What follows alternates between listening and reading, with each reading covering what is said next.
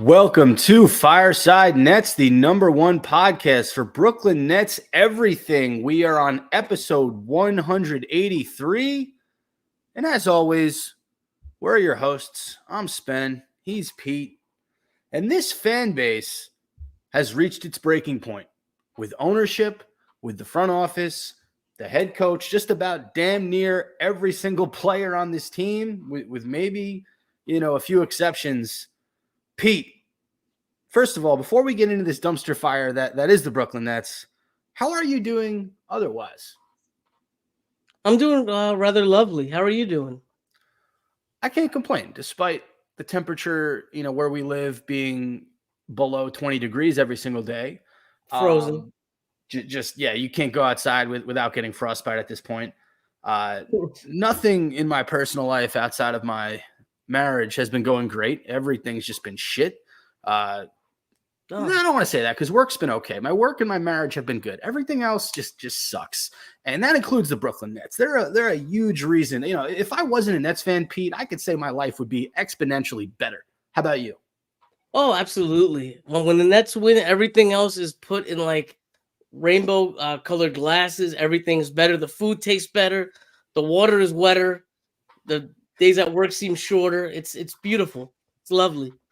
The wine, you can taste the grapes more in the wine you drink. Yeah, I couldn't agree with you more. And it's not even that the Nets are losing, right? Because I think that, we can take losing. It's how we're losing and why we're losing. I think the how and the why are a major point in regards to Nets fans reaching their breaking point at this moment with the organization. So without further ado, I want to start this show by talking about the trade deadline, because it's not all bad for Brooklyn.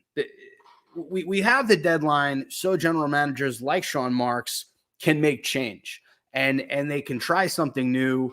And there have been two rumors that have flown across my desk this morning. And we'll start with the point guard of the Atlanta Hawks, or at least one of them, DeJounte Murray. He's the golden goose for Brooklyn. What is it going to take to get him to Brooklyn? And is this a move you think might not, make the Nets a contender this season, but is this a move that would help the Nets for the foreseeable future in the Eastern Conference? He's putting up 21 points a game, 4 rebounds, 5 assists. But throw away the stats. I think he's 27 years old. He's going to start a new deal. I think it's like a 4-year, 100-something million come starting next year. The timeline is perfect. This would not be a win now move for this year, but think about it. We need a point guard. Fits the timeline. According to what deals that Shams have been throwing out, it looks too perfect. This guy's a bucket getter. We need a bucket getter. We need to get Mikal Bridges off the ball. It's just too perfect, man. What do you think? I love it for every reason you said. And, there's this, I don't want to call it an aura with Brooklyn, but when guys get here, they're hungry. I've noticed that since even when we had KD and Kyrie, when we would acquire free agents, they wanted to be here because of those guys, but it was also like everyone wants to be in the city. And if you can't be in New York, you come to Brooklyn. You saw it with a lot of guys this season that we picked up, the Lonnie Walkers, the Dennis Smith Jr.'s, the Trendon Watfords. These guys came in here to prove a point. And there was like Lonnie Walker, was it Dennis Smith Jr.? He could have signed elsewhere, right? These guys had opportunities. They chose Brooklyn. So I look at DeJounte Murray, obviously unhappy about his situation. The Hawks want to move on from him. He would fit perfectly here for all those reasons that you mentioned and just in terms of a change of scenery. Now, there are players on the Nets that also would like a change of scenery. Our starting point guard, Spencer Dinwiddie. If you can find a way to move Dinwiddie and maybe one pick, I think moving 2 picks would be asinine for the Nets. But if you have to move 1 pick and a role player like a Dorian Finney-Smith or like a Royce O'Neal, if you're able to get the Hawks on the hook for a package like that, it's a no-brainer. Well, let me tell you, I actually had a mock trade myself. Of course, everybody's mock trade sucks, completely sucks. So this is my mock trade that sucks, okay? except I'm I with think it. this one makes a little more sense than usual. Dorian Finney-Smith, we're going to trade him to OKC. We're going to get 2 first-rounders from them. They have 100 first-rounders the next 2 years. You know, whether we get it from OKC or another team, whatever it may be, whatever ones they own, we'll get, I don't know. I'll be fair. Let's say we get 1 first-rounder and a second-rounder, okay? We're going to take that. We're going to get back Bertans. Dave Bertans. Am I saying his name right? Yeah, that's correct. Yeah.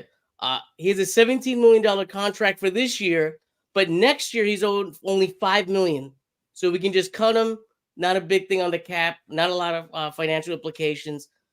Big deal here are the picks. We're going to take those picks and maybe throw in 2025 Suns pick, maybe that Philly pick.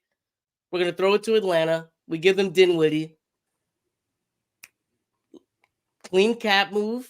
And I think it makes sense for everybody.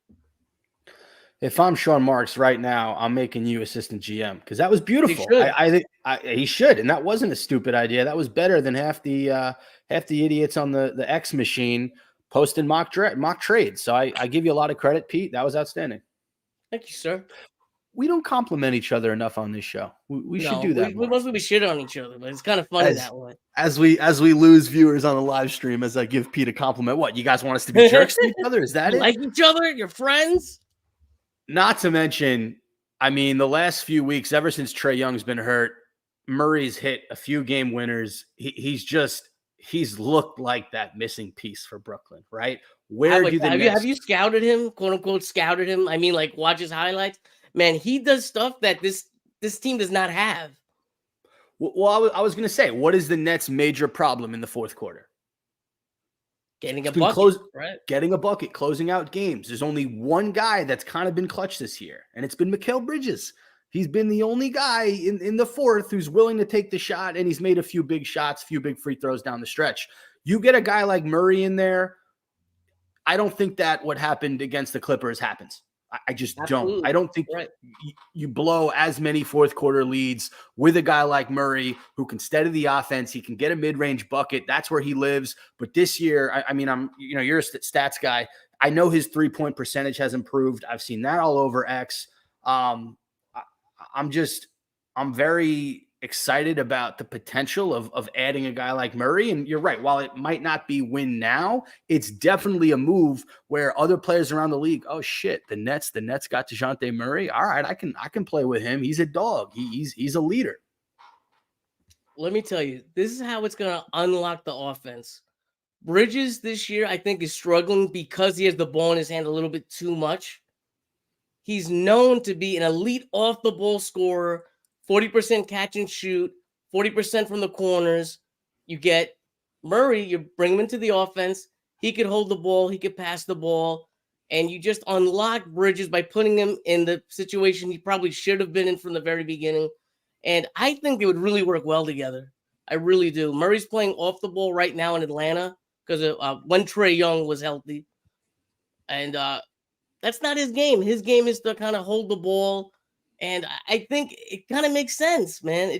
This makes too much sense to me. It really does. Which is why I don't know if the Nets will do it. No, so many moves that make sense. Marks just doesn't pull the trigger on, but then he pulls some rabbit out of his ass, which like actually sometimes occasionally works out. Shout out to Luigi Dabber 457. He gives Pete props for his mock trade. He just wrote, "That's a good trade." So thank you, sir. Thanks for the feedback. Add me on Twitter, I'll call you back. Thanks for the feedback, Dabber 457. All right, so there is a plan B according to Nets Twitter, and actually this comes straight from Sham Sharania. Whoa. The Hawks.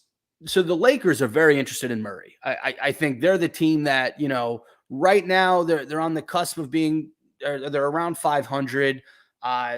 They're trying to get back into the playoffs. Obviously, with LeBron and Anthony Davis, you can always make a run, but they need to get there.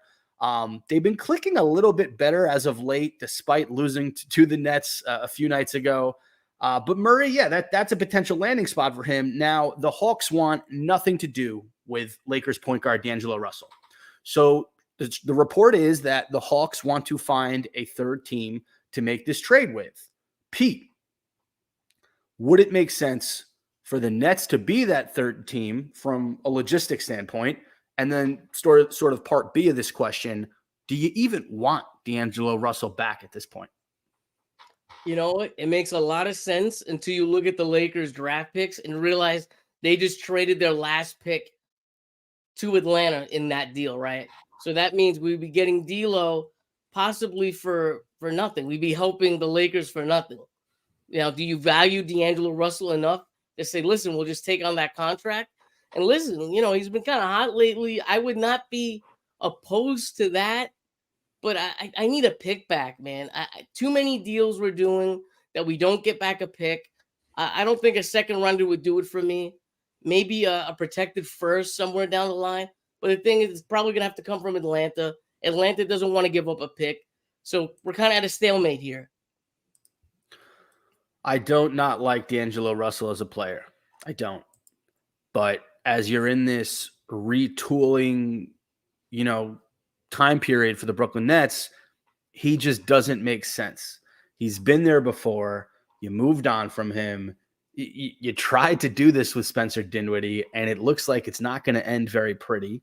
Despite Dinwiddie playing a little bit better the last few games, I don't think that he all of a sudden wants to stay in Brooklyn. I think he still wants out. So you're going to replace one former. By the way, I do have some inside info that I can now share with you and the people if you'd like to get into the Dinwiddie news. I heard about this about 2 months ago. I had someone come up to me and tell me, I'm not a source guy, whatever. Sometimes people talk to me and whatnot. Spencer Dinwiddie has been trying to get out of Brooklyn pretty much since almost the beginning of the year. Sean Marks promised him, or at least he felt that he was promised or led to believe that he was going to be traded a lot earlier out in the year. The deal did not happen. We heard from Michael Scotto, and I heard around that 2-month time also that he got offered a 1-year and a 2-year deal, money, not market value. And he took it personally. Not a fan of Marks right now. And it's just funny. People have been saying he's kind of on like a kind of a mutant. How can I say this? A strike. He's going on his own they refer to it as a strike. Yeah. He's going on strike and whatever. It's just funny to me, about a month away from the deadline, all of a sudden it's turned right back on. It's almost as if he wants to build up his value for the trading deadline. The last 3 games, check this out: 18 points, 57% from the field, 61% from 3. I think he's like 11 of 18 from 3. He's also averaging 6 assists. Just very funny. All of a sudden, we're getting closer to the deadline. He wants to leave, and now the numbers are going up. Well, let's not get it twisted, Pete. So you have your sources that I respect the hell out of They're that. Very good sources. Who do you think leaked the report that Spencer Dinwiddie was on strike? I think it was well known for a very long time. But the people in the know-how. But Pete, how did that get to the media? Think about it. We like to compliment. Him and Scotto, I think, have done a couple of interviews. I don't think that Spencer Dinwiddie leaked the report that Spencer Dinwiddie is on strike. I think maybe his employer might have leaked that report. He's a very smart guy. You are. If the Nets leaked that report, Dinwiddie sees it. He obviously posted the Instagram. You remember I talked about it last week with Saint. Shout out to Saint. He just joined the live stream. In the comments, he wrote "Spaces, LOL, what up, gentlemen?" Saint. My point is, Dinwiddie sees that report, which might or might not have been leaked by the Nets. Sees that he's on strike. Realizes, okay, I got to pick it up. Me shooting the ball 4 to 5 times a game, doing nothing, and not helping the team is going to do nothing for my trade value. These last 2 games specifically against the Clippers and against the Lakers, he has picked it up. Against the Lakers, he had 19 points, 5 of 11 from the field, 4 of 8 from 3, 5 of 5 from the free throw line. He was a plus 10 in that game against the Lakers. And then against the Clippers, 16 points, 6 of 9 from the field, 4 of 6 from 3, with 7 assists and 1 turnover. So check out against Portland also, 19 points, 5 of 8 from the field, 3 of 4 from 3, 7 assists. It's about the last 3 games. It's very interesting. It was right after that report came out that he was on strike, which I don't think he put out, because I don't think that if you're a player, you would want that out there. So Very interesting stuff. But yeah, in terms of D'Angelo Russell, I just don't like the move. I don't like the fit for Brooklyn. Yeah, like if your marks don't just make a move to make a move, it has to make sense. So love DeJounte Murray in Brooklyn. Don't love D'Angelo Russell. Speaking of the Clippers game, we got to talk about it. The title of this episode is Nets fans have reached a breaking point. And just when you think it could not get any worse, the game against the Clippers happens. So Clippers, we beat them a few months ago, actually. It was the second game that they had the big three or the big four with Harden, Westbrook, Kawhi, and Paul George. We took them down. Again, I didn't hold a lot of stock in that win. They had just lost to the Knicks as well. New team, new chemistry, got to figure it out. This game against them the other night, they had zero excuses. I mean, they've been one of the hottest teams in the West. They've been playing really good basketball. They don't have their starting center in Zubats, but the rest of the team pretty much healthy. So, Pete, the Nets started this game on a 16-0 run. Mikal Bridges had maybe one of the quickest buckets I've ever seen off the tip. Quick three-pointer, got it to go. The Nets looked really, really good for 3.5 quarters of this game. Fourth quarter rolls around. I'm watching. I knew something bad was going to happen. You had a feeling they could not sustain it the entire game. And Pete, what happened? 22-0 run to close the game for the Clippers. They outscored the Nets. The Nets outscored the Clippers in every single quarter. And in the fourth quarter, they were outscored 41-15. Just let that sink in for a second. 41-15, and they outscored the Clippers in every single other quarter. They lost this game by 11 points. They had 114 with a little over 5 minutes left, I think, or maybe a little under around that mark, and they finished the game. They finished the game with 114. Just what's your reaction to hearing that? All right. I got to clear my throat. Yeah, take a second. In basketball, there's runs. The talent usually always comes to the top, right? We could say that most of the time. This is not one of those times. Yes, the Clippers are way better than us, but there's no excuse to lose a game like that. There's no excuse that you couldn't get a bucket in the last 5 minutes. And it really comes down to the coaching. Why was there no timeout? Like, I know everyone's saying it like that's the obvious thing, but really, like, if you're on your couch as a fan screaming for a timeout, what do you think they're thinking on the bench? Was it worth it to let them, quote unquote, work through it? It's obvious they were struggling. You don't get a bucket in the last 5 minutes. That's a serious issue. That's a coaching issue. Let's say he would have called the timeout. Let's say he would have switched things up and you still get the same result. At least you tried to adapt. If you're dying in the water, why let them drown? I don't get it. It doesn't make sense from a coaching perspective. I think not just me, the entire fan base has been fairly critical of Jacques Vaughn these last few weeks, and rightfully so. Like I said earlier, it's not about losing basketball games. It's how we're losing. An 18-point lead in the fourth quarter. I don't care if your JV team is out there. You should be able to protect that lead with NBA play, with a mainly healthy roster, right? Like the only guy who didn't play yesterday was basically Simmons. The Nets have pretty much everybody on the court that should be on the court with the exception of Ben Simmons. And after the game, Mikal Bridges had this quote, and this stuck with me. He said, "They went small, read everything." I'm not necessarily sure what that means, but I think he's talking about switching. "Then we were stuck. Didn't know what to do with, how to break it." Mikal Bridges, your star player, your franchise stud, is saying that they didn't know how to do something collectively on the basketball court.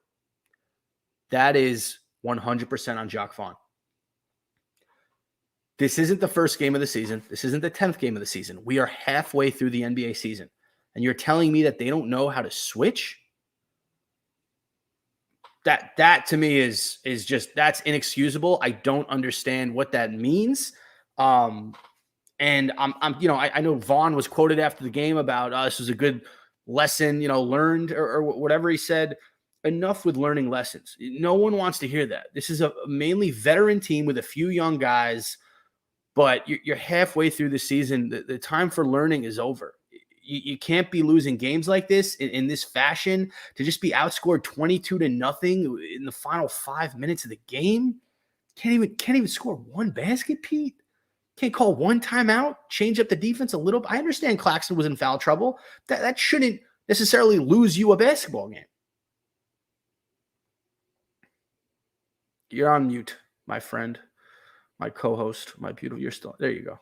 There you go. Yeah, I'm a professional podcaster. Fourth quarter, we have Bridges taking 2 shots, -20 in the plus minus. Cam Thomas -26. Clippers hit 12 of 16, 5 of 7 from 3. It's just ridiculous numbers. It's just ridiculous numbers. It's not even at this point, like you said, it's not even the talent. He said something about being readied. I'm not sure. I think what he was referring to was they weren't able to break the Clippers defense when they went small ball. Listen, you're supposed to have a game plan for this shit. Like I don't get it. Listen, I'm not an NBA guy. I'm not on the sideline, but I would have to think that there should be something around. Okay, when the Clippers go small ball, this is our focus of attack. I don't get it. It's like they were completely surprised, and he let them drown. JV let them drown. Not to mention, you knew Zubats wasn't playing in this game, so you knew that small ball was a possibility. The one thing, and I don't want to bag on any of these players, right? It's weird. You and I are podcasters to criticize these. I mean, it's not our job, but we do a Nets podcast. We have to be honest. Cam Johnson has underperformed more than anybody on this Nets roster for me. It seems like he's streaky with the 3, and he's supposed to be an elite 3-point shooter. Doesn't really do much scoring in the paint. Defensively, he was a cone yesterday. I'm sorry. He does nothing for me defensively. At some point, if you're Jacques Vaughn, you have to go with Lonnie Walker, Royce O'Neal, Cam Thomas. I know Cam Thomas played down the stretch yesterday, so that's a bad example. But you have to try someone instead of Cam Johnson, because I know it was that game against Portland, right, where he went in with a little, I think 5 minutes left, and he immediately went 1 of 3. He always misses momentum-changing shots. That's what drives me nuts. Every time, the Nets are about to lose a lead or the Nets need a big shot, it seems like Cam Johnson is the one to take that, and he's the one to miss it. And this is a make-or-miss league. He's been missing a lot of shots, and I'm okay with you if you miss shots, if you're going to give me Dennis Smith effort on defense. You're going to give me DFS intensity on defense. He does not bring that. So if he's not bringing defense and he's not bringing offense, why the hell is he out there? Is it because we paid him a lot of money in the offseason, Pete? I don't really know is it because he's really good friends with Mikal Bridges and they're the Brooklyn Bridges and they're twins? They're not the same guy. I have friends that are twins. One of them is good in some, facets of life, and the other is good in other facets of life, but I wouldn't necessarily put them together if I needed one of them to do a job. That was the stupidest analogy in the entire world, but I think you know where I'm coming from. I'm tired of people saying, well, Cam Johnson's here because he's boys with Mikal Bridges, and you needed to pay Cam to keep Mikal. That's ridiculous. He has been hurting the Nets, both offensively and defensively. And when I talk about Jacques Vaughn and I talk about changes, I need to see something done about that. Well, you're not going to, because I'm going to tell you why. Hit me. They had to pay him not because he's friends with Mikal Bridges, but because he was one of the main pieces of the KD deal. How would have it looked if he would have went to Detroit on a deal, and all of a sudden we have Bridges and these draft picks, and that's it? Some people say, oh, I would love that. You would have been roasting Marks in the summer. Don't even. Keep in mind, this is a guy who hit big shots in the NBA Finals, CJ, right? He's hit clutch shots in his past. So you expect him to do it here, and it's not happening. If you remember, I picked him as my guy who's going to disappoint me this year, and I've been right. Should he have gone to FIBA? No, he should have not. I'm gonna keep on saying it. Even since then, he kind of looked a little off. He was starting. Remember, he started, and then all of a sudden, towards the end of FIBA, he was on the bench, barely playing. It's a disappointment. But the Nets paid him for who he's going to be in a year or two from now, and that's what Nets fans have to keep in mind. He's still. I know it's annoying. It sucks. It fucking sucks. But that's the truth. They're paying him for what they think he's going to be, not who he is. I get And it. he's not a power forward. He's a small forward. Sorry to cut you off. Well, no, you're good. I mean, the last few games he's been playing small forward, right? Because they've been starting DFS and Clax. Yeah, I think he's a lot better as a small forward, in my opinion. I don't think he's a four. I'm with you. I don't know. He's been the biggest disappointment, and shout out to you for being right. I do not remember your preseason picks, but I give you credit for picking Cam Johnson to be the biggest disappointment because he has.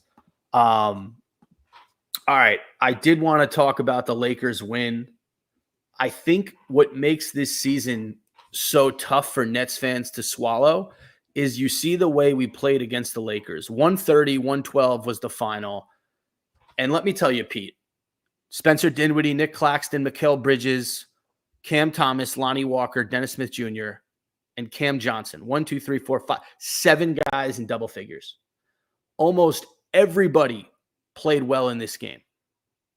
I mean, Cam Thomas was your leading scorer with 33 off the bench. He was insane. He was in one of those Cam Thomas zones where he was the best player on the court with LeBron James and Anthony Davis, which is ridiculous to say. But he was. That was a fact. Dinwiddie showed up. He hit 4 threes in this game. Claxton, 11 of 16 from the field, 22 points and 14 rebounds. He won in a matchup with Anthony Davis. When Claxton wants to be, he can be the real deal. By the way, only 3 personal fouls in this game for Claxton. That was the trouble in the Clippers game. He had I think 4 fouls really quickly into that second half. And then he picked up his 5th, I want to say either late in the 3rd or early in the 4th, but he was able to stay out of foul trouble in this one, put up a really good stat line. Mikal Bridges, you did not need a lot from him. He was 6 of 11 from the field, 17 points. Lonnie Walker off the bench, 6 of 7 from the field for 15 points. So you were able to just handle a Lakers team that had been playing pretty decent as of late. And I think, Pete, what makes the season so frustrating is we're not the Pistons. We're not the Wizards. We're not the Grizzlies. We're not as bad as those teams because we have games like this where you're like, oh, shit, you just beat LeBron James and Anthony Davis, who treated this like we were on primetime television. This was 10:30 Los Angeles on ESPN, and we beat them on primetime TV. And if you don't think that's another reason why Spencer Dinwiddie showed up to that game, I think it is. Don't think about it. The last 2 games have been, I think, nationally televised, right? Was the Clippers game on Sunday nationally televised? I don't think so. Or maybe it was on you. Okay, regardless, it's LA. Might be wrong. Dinwiddie played his ball in Colorado, so he's used to this West Coast, and I know he would probably welcome being a Laker or a Clipper. Well, he's from LA. He's a Lakers fan. From LA. There you go. Right. Yeah, that's nice. He was a huge Kobe guy. Yeah. But so that for me, like Cam Thomas, he was the chef in this game. He was cooking. Everybody played well. If you get these performances from the Nets, and then they closed it out in the 4th quarter, by the way, outscored the Lakers 30-22 in the 4th. That's the type of play that makes Nets fans crazy because we see that 1 out of every 6 games. Unfortunately, I'm going to break your heart right now and Net fans' heart. This is a case of a team that was due, and they were just on fire. I don't think it's indicative of the talent, to be honest. I hate to say it. CT, we're used to seeing that, but how often do we, like you said, how often do we have 7 guys going double digits? It's not going to happen too often. I think it's a case of a team that was just due catching fire. I really do, sadly. I'm not going to knock the effort. Good effort. Proud of them. Good job. We needed a win. Felt like we hadn't gotten a win in a month. But yeah, not much to say. I guess for me, the attention to detail and the focus seemed to be there more so in that 4th quarter against the Lakers than it was for the Clippers. And yeah, I think the Clippers gave us a much better punch than the Lakers did. You thought that the Lakers would give us something. They really didn't. Yeah, I don't know. I get what you're saying in terms of they were hot, they didn't miss, but this was a complete game by the Nets. They played 4 quarters. So, oh, Agreed. by the way, I don't know if I mentioned Dennis Smith Jr. He had 11. So he was. I think I did mention him. So that was the seventh guy in double figures. All right, Pete. I wanted to get to Nets Twitter because it's just been exploding. After every single loss, the frustration mounts, and people just go nuts. So first bit of news I want to talk about is Ben Simmons' agent, Bernie Lee, clapping back at skeptical Nets fans today. So Eric Slater, I'm not sure who he covers the Nets for. I don't have it on me, but I know he covers the Nets. He had a tweet. Basically, I'm paraphrasing here. He said, if you're going to bank on Ben Simmons to fix the Nets issues, that would be insane. Because he never, his lack of availability. So to think a guy who has been unreliable during his tenure here is going to fix everything, Eric Slater basically wrote, that's insane. Bernie Lee responded with, he's going to fix their issues. So that was his first response. Brooklyn Netcast commented in response to Bernie Lee's tweet. And I think he wrote, they wrote for all Nets fans when they wrote, and I'm paraphrasing again, hey, Bernie, respectfully, it's fair for Nets fans to not believe in him because he hasn't been around. To which Lee pretty much doubled down and said, hey, that's fair. I get it. He's been out for a while, but he's going to fix their issues. So, Pete, my question to you, and shout out to Eric Slater and shout out to Netcast for giving us that commentary with Ben Simmons' agent. Is this a respectful move by Bernie Lee, or is it a desperate move for Ben Simmons' agent to clap back at Nets Twitter? He's backing his guy, so it's very respectful to Ben Simmons, but it's an extremely desperate move. How often do you go online and see players, agents going and talking about their players, especially when it's something like this? You never see this. You never see this. It's an extremely desperate move. I don't know. Maybe he got annoyed because let's face it, man. Ben Simmons has gotten hammered in the Twitter, in the X. And Eric Slater covers the Nets for Clutch Points, by the way. Just wanted to throw that in there for him.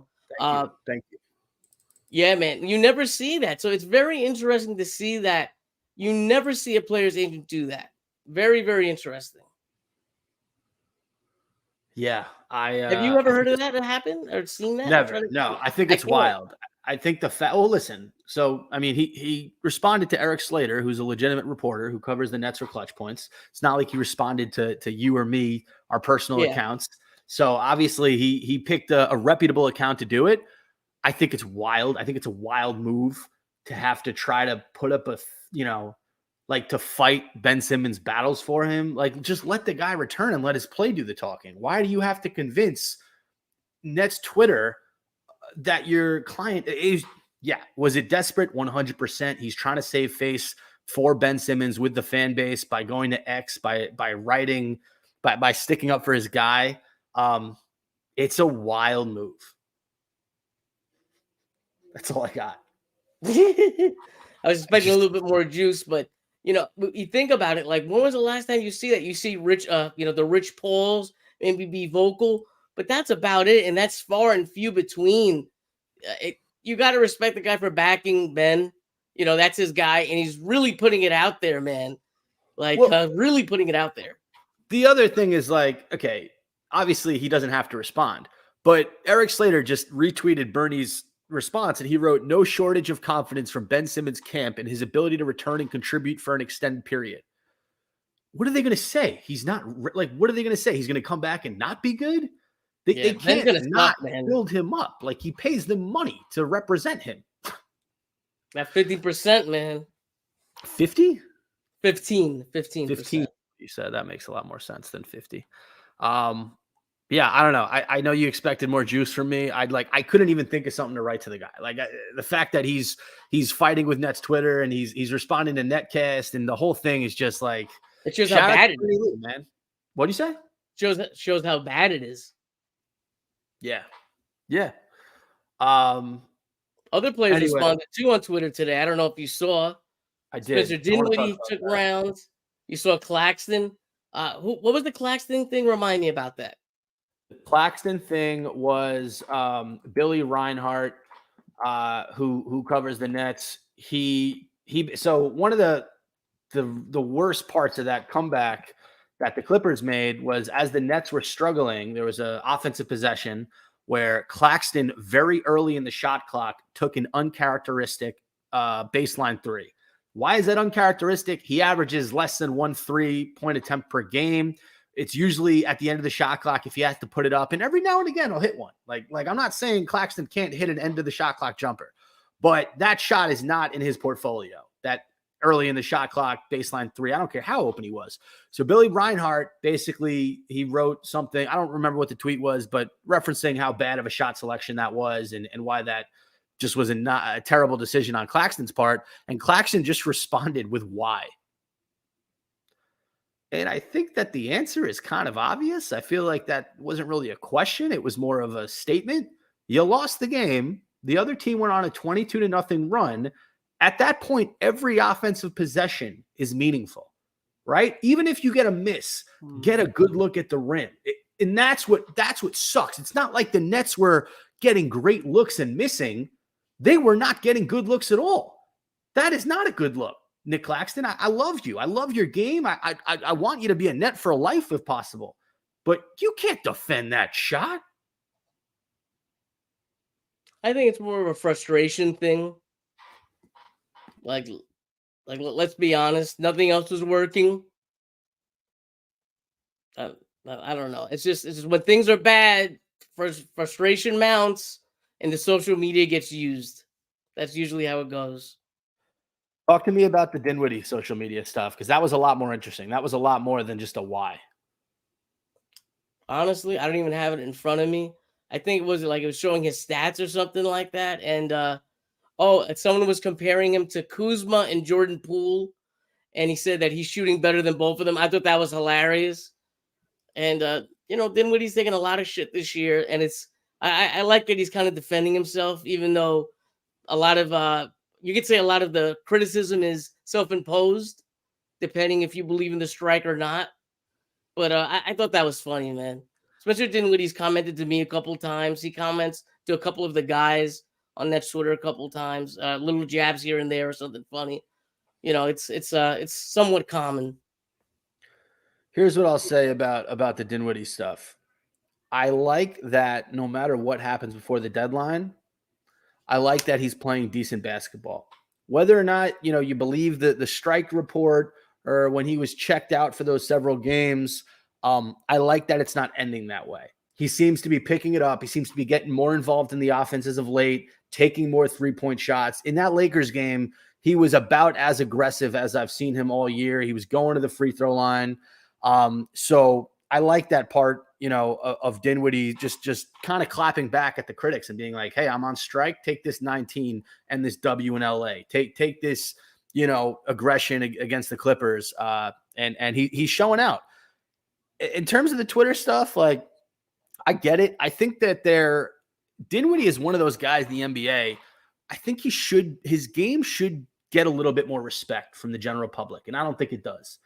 I agree. He's bounced around a lot. He was on the Mavs.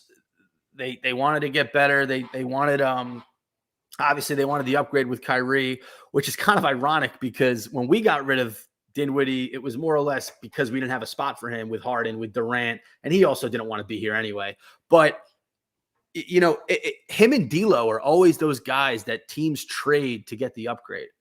And they're not bad basketball players. D'Angelo Russell was an all-star in Brooklyn. Spencer Dinwiddie has had some really, really good years. With the Mavericks, he was great when they made that run. And then in the playoffs, he was great. And then with Brooklyn, that first stint, he was awesome. So I understand why he specifically will defend himself on Twitter, because I do think he gets a bad rap. And I think sometimes it's unwarranted. I agree. I need one more Dinwiddie moment before he gets traded. I need maybe one game winner or just like a 35-point game or something like that. I'm dying to have that one more, I guess not Hail Mary, but I don't know, game to see him on his way, I guess you could say. Also, the other thing with the whole Dinwiddie Dennis Smith thing is like you thought it was over when Vaughn started benching Dinwiddie down the stretch and playing Dennis Smith Jr. Yeah, And then that kind absolutely. of changed the last few games. You know what I'm saying? Like in Mhm. that Clippers game, I don't think that you should have subbed out Dinwiddie for Dennis Smith Jr., but you definitely could have took out Cam Johnson.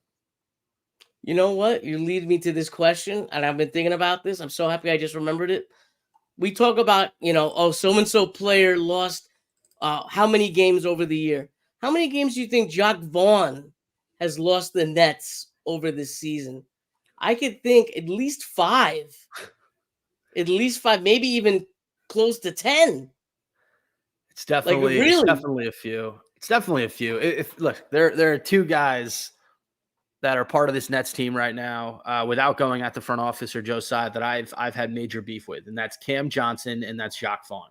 Jacques Vaughn has absolutely lost us several close games with his decision making, with his lack of timeouts. That game against Portland, not calling a timeout to lose that game was Clippers, ridiculous. Portland times 2. That's 3 already. That's already 3. How many? Like, think about like what we could have been close to 500, right? Like, I'll give you a play that just drove me crazy. As the go ahead. Clippers were coming back in that fourth quarter, early in that fourth quarter, Vaughn did call a timeout, and it was before they really made their run. And the first play out of that timeout was a turnover and a 2-point layup on the other end for the Clippers. Do you remember that? Out of a timeout, you should never turn the ball over. Ever. Ever. I don't care if that was a miscommunication between Bridges, Dennis Smith Jr., whatever it was. That should never happen out of a timeout. Good coaches don't do that shit. So Agreed. that pissed me off. And the other guy, I talk about having beef with Cam Johnson just because he's been bad. Someone tweeted today, and I thought this was crazy, but I don't know if I can argue it.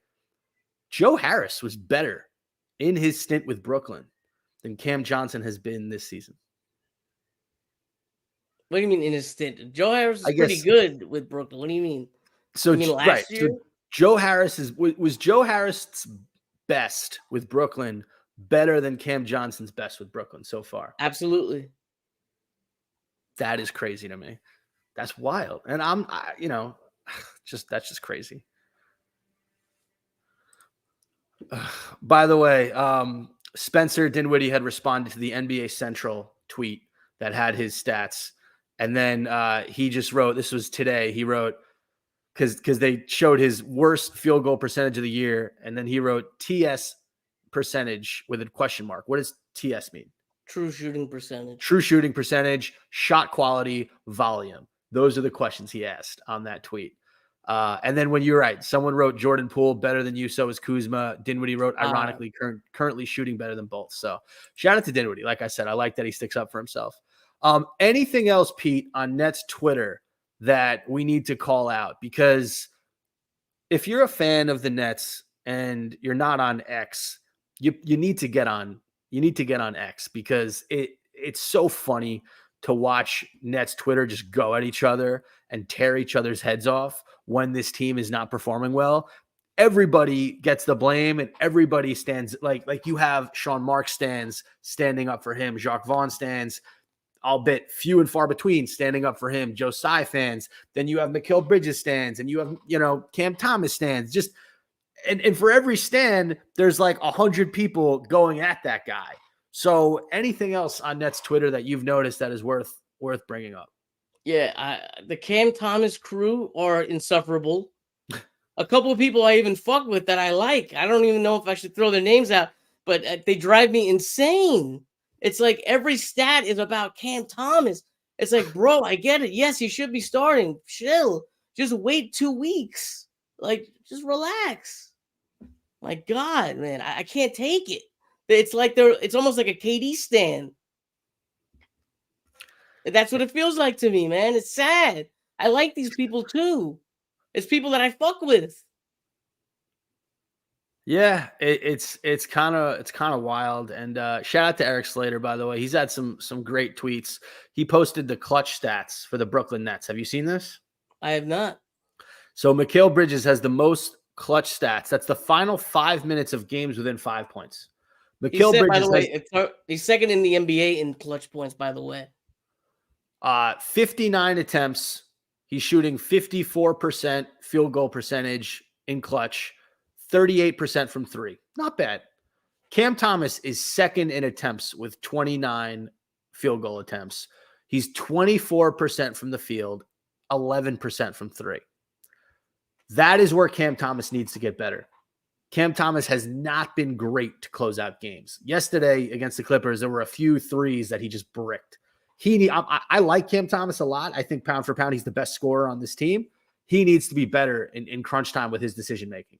Because through 3.5 quarters, he actually had a solid game yesterday in terms of he was sharing the ball. I just want to get his stats up real quick because he didn't play terribly yesterday. Did he have 7 assists or something like that? It might be. Yeah, he had 20 points. He had 6 assists. He was 8 of 17 from the field. So one shot under 50%, 3 or 4 from the line. He did have 4 turnovers, but he's sharing the ball a little bit. Where he lost it was that fourth quarter. I don't have the stats in front of me, but he was not good in that fourth quarter. So it makes sense that his field goal percentage is 24% in crunch time. The next guy, Cam Johnson, 29 attempts, 38% from the field, 20% from three-point range. The difference for me between Thomas and Johnson is Thomas in the first 3 quarters is lighting it up, and Johnson is not. In the fourth quarter against the Clippers, he was 4 for 9, 0 for 3 from 3, 2 turnovers, 1 assist. He was a minus 26, though. And you can kill him a little bit for that, but he also had 20 points in the game. Cam Johnson had 9 points, right? So maybe Cam Thomas has not been as clutch as Cam Johnson in terms of stats wise, but no one's fearing Cam Johnson offensively. No one has to do much to get him off his spot. Cam Thomas, for the most part, before that fourth quarter, he was pretty much cooking in that game. Mm-hmm. Anyway, I digress. It's been a long podcast. Let's close it out, Pete. Any final words for the listeners? You have any shout outs or anything you want to promote? Yeah, I got 2 things I want to promote. First thing, our guy CJ Holmes had his first big story for the Daily News. Check it out. He did a story on Dennis Smith Jr. Shout out to CJ Holmes. I read it. It was awesome. It was a nice piece. It talked about, how Dennis Smith Jr. can really be himself with Brooklyn and how he was kind of the scapegoat in Dallas when it didn't work out with him and Luka. Yeah, great article. Great job. Great job, buddy. I did a podcast with Cash from Net Spaces this week. Check it out. I've been uploading, I think, an episode every 6 days. So, yeah, check out @NetFingino on Twitter, on X, and that's it. Let's go, Nets. Sounds good. Let's go, Nets. I want to shout out to everybody who listened today. Shout out to Claude Smith, Amy Cashmore, Saint, and Luigi Dabber 457 for commenting. Claude, I promise you we'll get to your comments in the next episode. I think me and Pete just sort of we got caught up in all the Nets hoopla and all the charade. But what you get on this podcast is raw emotions from 2 guys who have spent a lot of time watching the Nets, going to games, caring about this team. It's not like when the buzzer sounds, we're done. We're on Nets Twitter, we're on X, we're on Instagram, we're looking at stats. We like I said, life is definitely not as good when the Nets are in ruin like they are right now. So, well, I gotta say one thing, last thing. I'm going to be at the Nets game tomorrow against the Knicks. So if anyone could recognizes me, because I'm famous now, don't be afraid to say hi. We'll chop it up for a little bit. That's all. Yeah, big Nets game. Big Nets game there. against the Knicks. Pete will be there. So say hello. And once again, thanks for listening to everybody. And we will catch you on the fireside.